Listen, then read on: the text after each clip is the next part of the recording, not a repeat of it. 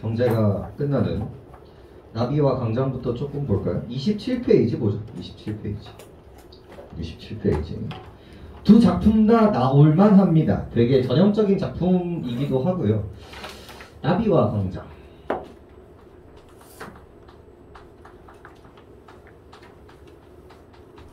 근데 이거 수능 완성해서 어떤 시의 뉘앙스로 던져주고 있죠?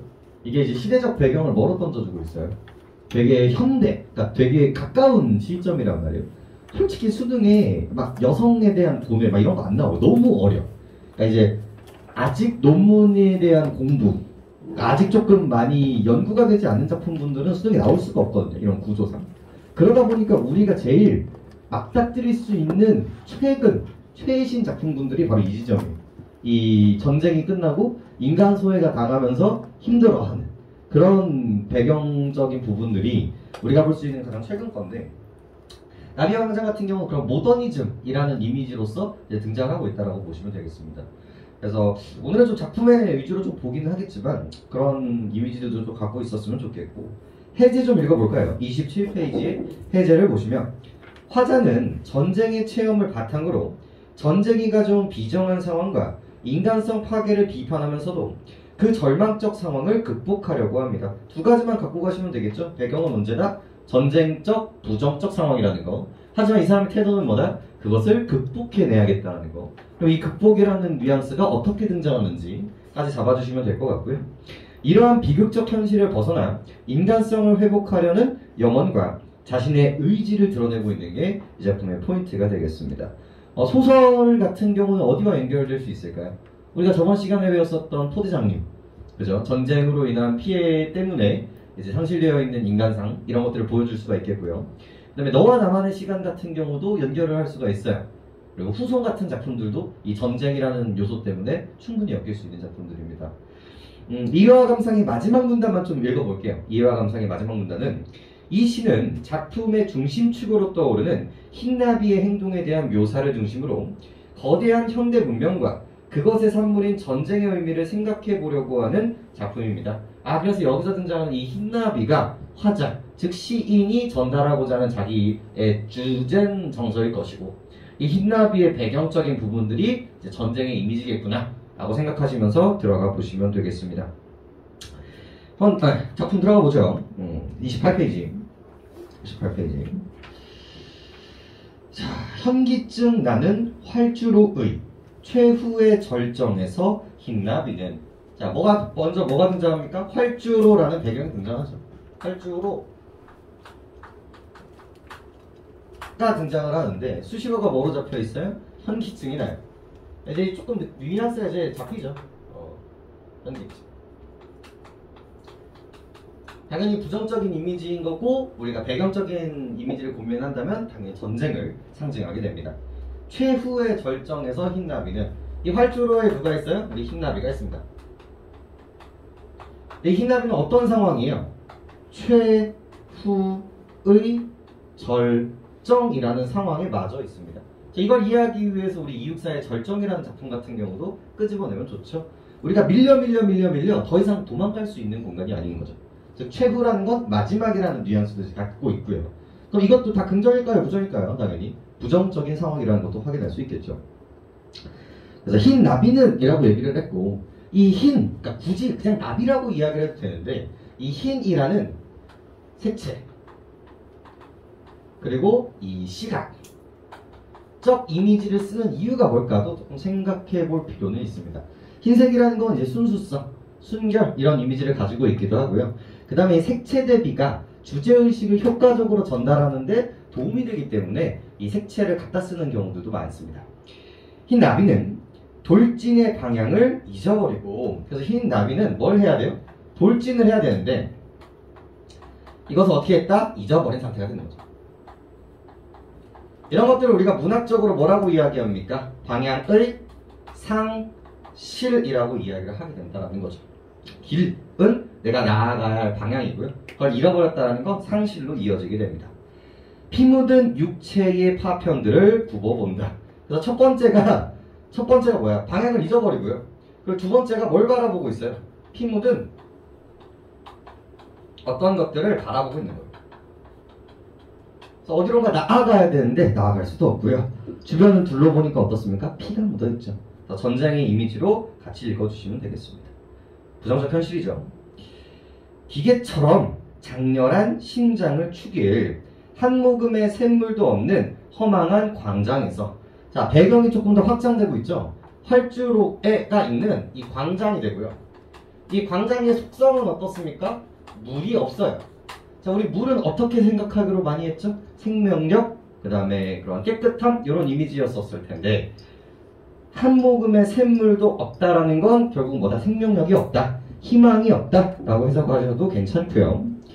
그리고 기계처럼 장렬한 심장을 축일이라는 이미지에서 흰나비의 상태가 하나 더 들어가는데, 기계처럼 장렬하는 심장이라는 키워드가 만들어졌어요. 이거 철저하게 뭐로 보시면 돼요? 부정적으로 보시는 게 맞겠죠. 기계라는 건 전쟁, 철, 그 다음에 현대성을 상징하고 있기 때문에 부정으로 읽으실 확률이 높고요. 그리고 물이 긍정적인 관계라고 얘기를 했을 때 이 물로서 해결할 수 있는 이 소재들은 부정으로 읽으시는 게 합당하실 겁니다. 어린 나비의 안막, 눈을 차단하는 건 투명한 광선의 바다뿐이었기에, 그래서 그게 불가능한 이유는 뭡니까? 여기에 또 등장하는, 또 백인 또 등장하는데 여기서는 바다가 등장합니다. 그러니까 이런 뉘앙스들을 되게 조심하셔야 되는데, 원래 바다는요 되게 긍정적인 소재를 많이 써요. 특히나 이렇게 물이라는 이미지가 던져졌음에도 불구하고 이 바다는 뭐예요? 철저하게 부정적으로 쓰는다라고 보시면 됩니다. 그리고 부정은요 되게 넓은 생명의 원천으로 쓰일 때도 되게 많지만, 까보면 얘는 소금물이에요. 즉 우리가 먹을 수 있는 물이 아니란 말이에요. 그래서 얘를 부정으로 쓰이기도 한다 라고 생각하시면 되겠고, 여기는 철저하게 부정이겠죠.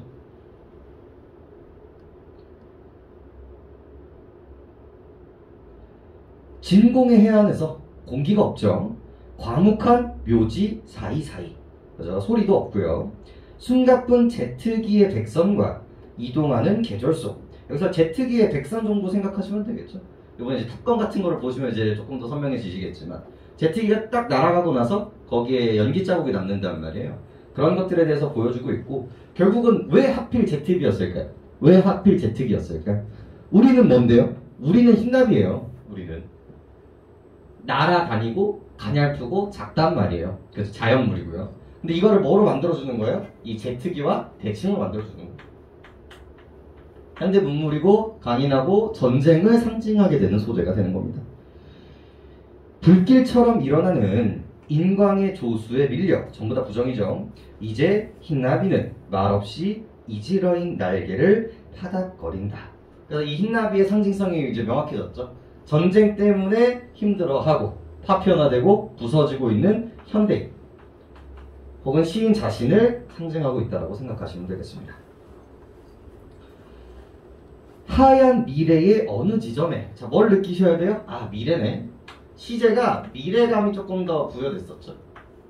나중에 이제 하얀 미래의, 하얀 미래에 아름다운 영토는 기다리고 있는 것일까? 아름다운 영토, 이 사람이 뭐가 되겠습니까? 영토. 수식어가 긍정이기 때문에 이제 긍정적인 이상향이 되겠죠. 근데 여기서 가로 끝났단 말이야. 의문영어로 끝났단 말이야. 의문영어. 그래서 있다고 없다고, 있기 힘들지 않을까라고 이 사람은 이미 생각을 하고 있는 거야. 그 다음에 푸르른 활주로에 어느 지표에, 자, 이것도 봐. 푸르른, 너무 긍정적으로 보인단 말이에요. 하지만 활주로는 우리 앞에서부터 어때요? 되게 부정적으로 쓰이고 있었단 말이에요. 그래서 여기에 뭐가 잡혀요? 푸르른이 잡혀요. 그러면서 얘를 부정으로 보고 이 흰색을 긍정으로 보면서 색채의 대비라는 이야기까지도 이제 뽑아낼 수 있어야 된다는 거죠. 어렵지 않다. 화려한 희망은 피고 있는 것일까?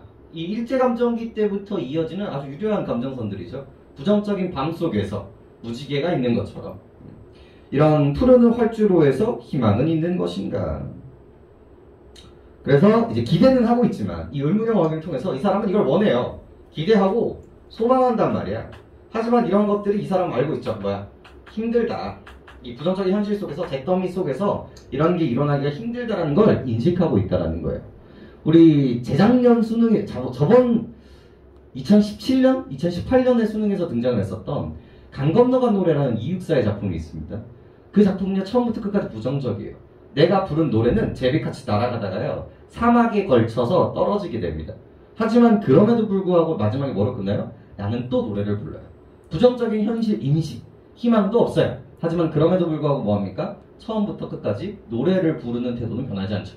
그걸 이제 의지로 해석하는 게 되게 중요한 포인트였거든요. 여기서도 마찬가지예요. 산도, 신도, 기적도 이미 승천하여 버린 이 오랜 유역. 이 소망을 상징하는 신. 다 이게 뭐가 됐대요? 승천이 됐대요. 있다 없다. 지금 부재를 보여주고 있거든요.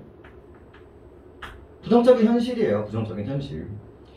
그 어느 마지막 종점을 향하여 희나비는 또 한 번 스스로의 신화와 더불어 대결하여 본다. 그래서 대결 별 5개가 되겠죠.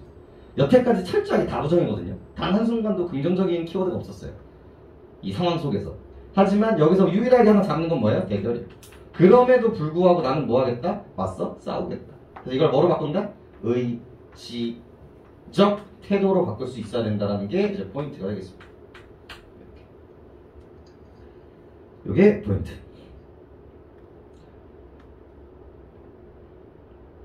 됐죠? 그래서 부정적인 현실 속에서 의지를 가지고 있다는 거 맨날 나오는 패턴 중에 하나이기 때문에 이 정도로 정리하고요. 자, 그 다음 작품 볼까요? 금붕어 보겠습니다. 금붕어.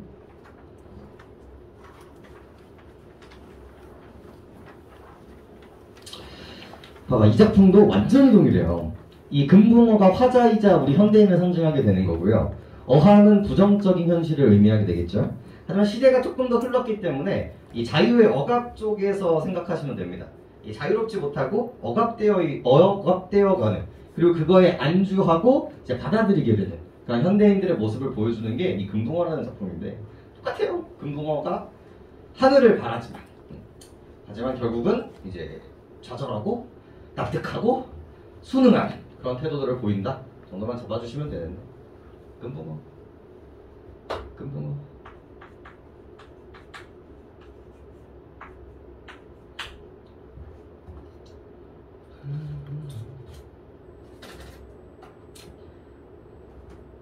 우리 아마존 수족관 기억하시나요? 아마존 수족관. 그거랑도 사실 결이 조금 같죠. 생명력과 비생명성에 대한 이야기가 나와야 되니까. 해제만 읽고 들어가 볼까요? 42페이지. 이 시에서 등장하는 금붕어는 고향인 바다를 잃어버리고, 봐봐, 여기서 바다는 긍정적으로 사용되고 있죠. 어항이라는 좁은 공간에 갇혀있는 존재입니다. 금붕어는 약동하는 생명력과 자유를 잃고 본성마저 변한 채 길들여진 존재이기 때문에 그 먼 바다에 대한 꿈은 전설로만 존재할 뿐이죠. 그 꿈은 작은 입으로 오므려 버려야 하는 금붕어지만 그럼에도 불구하고 먼 바다, 고향을 잊지 못합니다. 이 뉘앙스 수능에 한번 나온 적 있거든요. 새장 속에 있는 새를 형상화를 해가지고요. 얘가 날아가는 것을 지향하느냐, 아니면 묶여서 이 새장 속에 있는 것에 안주하느냐, 이 뉘앙스를 가지고 문제가 나온 적이 있습니다. 그때도 똑같아요. 얘가 이 날아간다라는 이미지를 안주한다랑 연결해서 틀린 거예요. 자유와 안주의 그 시행들을, 시어들을 바꿔주는 문제로 출제가 됐어요. 3점짜리 문제. 여기도 충분히 그럴 수 있는 확률이 있기 때문에 꼼꼼히 좀 보도록 하겠습니다. 나올만해요. 금붕어는 어항 밖 대기를 오를래야 오를 수 없는 하늘이라고 생각한다. 그래서 화자가 등장하죠. 관찰 대상이 등장하죠. 금붕어가 등장하는데 얘는 지금 어디에 있어요? 어항이라는 억압되어 있는 공간에 있단 말이에요. 그리고 금붕어는 뭘 바라보고 있다? 하늘을 바라보고 있다. 이 하늘은 이상향으로 해석하시는 게 일반적일 것이고요. 근데 왜 자꾸 뚫어져? 이상향이라고 생각을 하는데 포인트가 뭐예요? 생각만 한다는 거야. 수식어가 뭐야? 오를 수 없느냐. 얘의 수식어가 오를 수 없는. 이게 뭐예요? 포기라고, 포기. 이거를 도전의식이 아니라 그냥 그렇다라고 이야기를 한다는 거죠. 이거 조금 유식한 말로 뭐라고 얘기합니까? 안주라고 이야기를 합니다. 그래서 현실에 안주하고 있는 현대인들을 상징하는 금붕어라라고 이야기하시면 되겠습니다.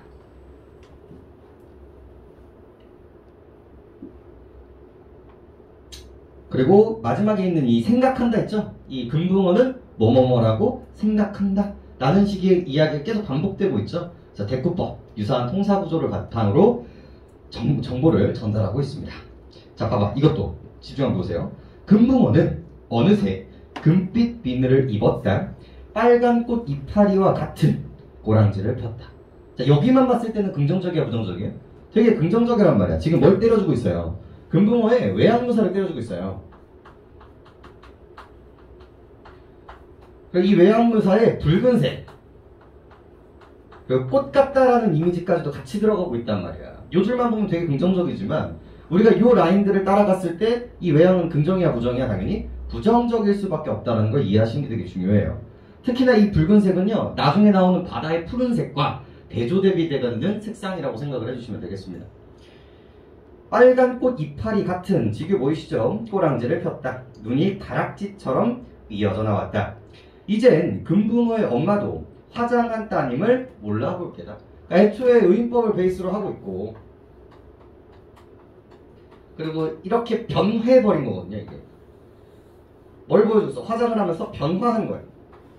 그래서 이 변화 때문에 어머니가 등장한 이유가 뭘까요? 이 본질, 근원도 나를 확인하지 못할 것이다 라는 이야기를 던져주고 있는 부분들이에요. 그래서 이거를 뭐라고 생각하시면 될까요? 이거를 엄마도 몰라본다라는 이야기가 뭐야? 자기의 본질의 상실이라고 우리가 읽어낼 수 있다는 거예요. 본질의 상실.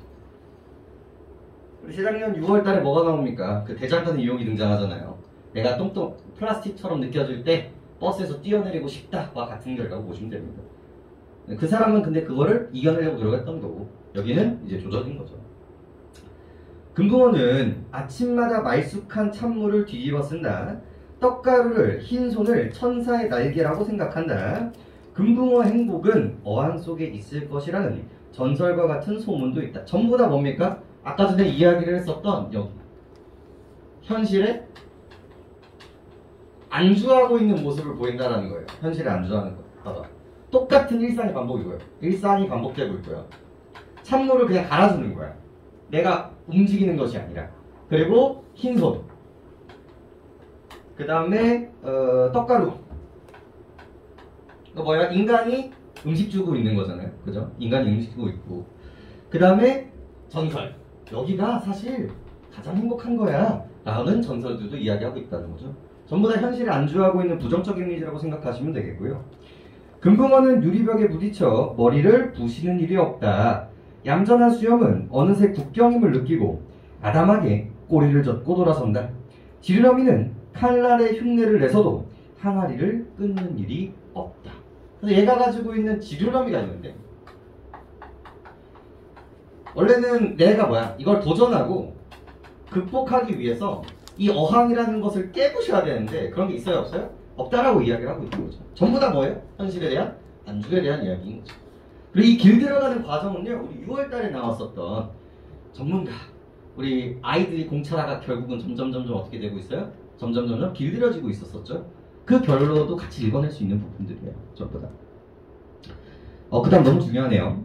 아침에 책상 위에 옮겨놓으면 창문으로 비스듬히 햇볕을 녹이는 붉은 바다를 흘려본다.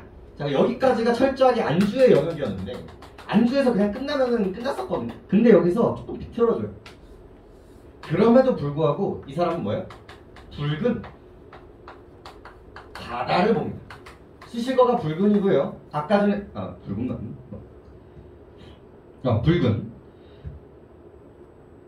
붉은 바다를 흘겨보게 됩니다. 그래서 여기는 뭐예요? 되게 긍정적 같습니다.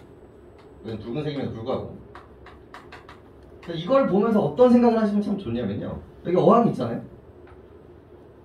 어항이 금붕어한테 보고 있어요. 보고 있었는데 창문을 통해서 햇빛이 비춰오는 거죠. 이 햇빛이 통한 이 붉은색 이 공간이 바로 이상세계라는 이미지로 만들어주시면 되겠습니다. 이 어항 밖이라는 이미지로 이제 이해하시면 되겠죠. 이런 부분들. 그래서 꿈이라고 가르친 그 바다는 넓기도 하다고 생각을 합니다. 그래서 얘는 자유고요. 바다에 대한 이미지, 자유고요. 넓다라는 이미지를 통해서 형상화하고 있죠. 금붕어는 아롱진 거리를 지나 이 한밤 대기를 건너서 지난해에 한류를 끊고 헤엄쳐가고 싶다. 자, 싶다에 동그라미 치셔야겠죠. 쓴매개를 와락와락 삼키고 싶다. 옥토빛 해초에 삼림 속을 별 5개네요. 검푸른 비늘을 입고 상어에게 쫓겨당기보기도 쉽다. 사실 조금 부정적으로 읽힐 수도 있지만 전부 다 뭐로 읽어야 돼? 긍정으로 읽혀야 돼. 심지어 그 상어에 쫓기는 그 행위까지도 살아있다라는 증거로서 여러분들 해석을 하셔야 됩니다. 특히나 얘가 가지고 있는 이 검푸른 은 앞에서 나왔었던 여기 있는 이 붉은색과 대조대비되는 색깔이라고 생각하시면 됩니다. 생명력이 있는 공간에서 얘는 푸른색이라는 속성을 갖게 되는 거거든요. 대조대비 체크해 주시고요. 그 다음에 한류를 끊고 그리고 쓴매개를 와락와락 앞에서 얘기했었던 이 떡가루와 대조대비되는 속성이라고 생각하시면 되겠죠. 스스로 자기가 살아가는 삶, 자유로운 모습이라고 보시면 되겠고요. 근데 그럼에도 불구하고 금붕어는 그러나 작은 입으로 하늘보다도 더 큰 꿈을 오므려 죽여버려야 한다. 해설물을 침전하는 것처럼 어항 밑에는 결국은 하강적 이미지를 통해서 이 이상적 세계를 인지하고 있음에도 불구하고 얘는 뭐예요? 포기를 하죠. 좌절을 하고요. 절망을 하게 되는 겁니다. 금붕어의 연령만 쌓여갑니다. 시간만 흐르다라는 거겠죠. 금붕어는 오를래야 오를 수도 없는 하늘보다도 더 먼 바다를 자꾸만 돌아가야 할 고향이라고 생각합니다. 그러니까 이게 포인트거든요. 이 사람이 인지의 차원에서 보시면 돼요. 이 사람은요, 이상세계를 인지하기는 해요. 그러니까 인지를 못하고 살아가는 사람과 인지를 하고 살아가는 사람은 되게 다른 거야. 인지를 못하면 당연히 행동을 안 하는 게 너무 당연한 거거든요. 근데 인지를 했음에도 불구하고 이 사람은 뭐였을 뿐이에요? 현실에 결국은 안주를 할 뿐이라는 거죠. 너무나 먼 공간이라고 생각을 하고. 네, 여러분들도 그렇고 저도 그렇고 살다 보시면 계속 그 순간들이 올 거예요. 오늘 리트를 드렸었잖아요. 그 리트가 여러분들한테 먼 바다로 느껴질 수 있어요. 아, 이거는 조금 어렵다 이런 식으로. 근데 그것도 결국은 닿으려고 노력을 해봐야 조금이라도 이제 호흡을 할 수 있는 거거든요. 그런 것들이.